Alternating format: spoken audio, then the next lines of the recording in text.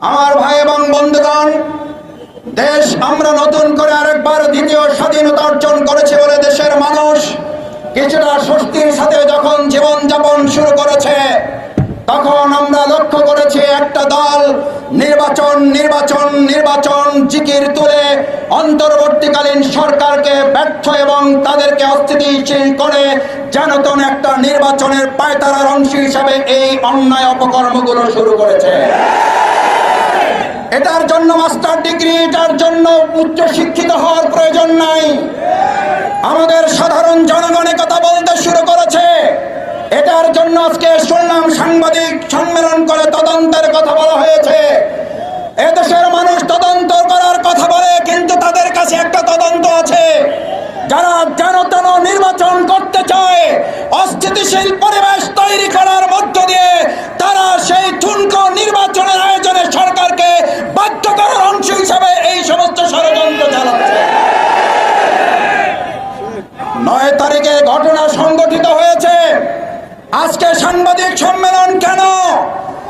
আমরা সেই দলের কাছে জানতে চাই, 9 তারিখে আপনার নেতাকর্মী হত্যা হয়েছে, আপনার তো সেদিন সাংবাদিক সম্মেলন করে জনগণের কাছে আপনার ঘটনা উপস্থাপন করার কথা ছিল। আমরা মনে করি, জনগণ মনে করে আপনারা আপনাদের অপকর্ম ধাপা চাপা দেওয়ার সব চেষ্টা ব্যর্থ হয়ে যাওয়ার কারণে জনগণের তোপের মুখে করে এখন আপনারা মানুষের সামনে এসেছেন। আমার ভাইয়েরা, আরেকটা কথা বলে শেষ করতে চাই। পৃথিবীর ইতিহাসে সম্ভবত এটা বিরল ঘটনা।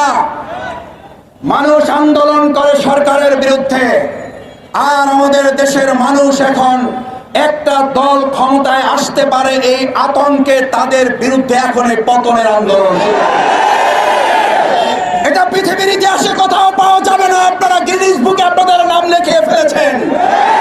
আপনারা বড় দল, অনেক বড় জায়গায় পৌঁছে গিয়েছেন। আপনারা ক্ষমতায় যাবেন যাবেন না তার আগেই জনগণ আপনাদের পতনের জন্য রাস্তায় নেমে গতকাল রাতে গোটা দেশ বিক্ষোভে পরিণত। আমরা জুলাই আগস্টে যে স্লোগান শুনেছি, গত রাতে বিশ্ববিদ্যালয়, স্কুল, কলেজগুলোতে সেই স্লোগান শুনেছি। তার মানে আপনাদের প্রোগ্রাম থেকে এখন জয় বাংলার স্লোগান হয়। বাধ্য হয়ে জনগণ আজ আপনাদের বিরুদ্ধে মুখ খুলে ছাত্র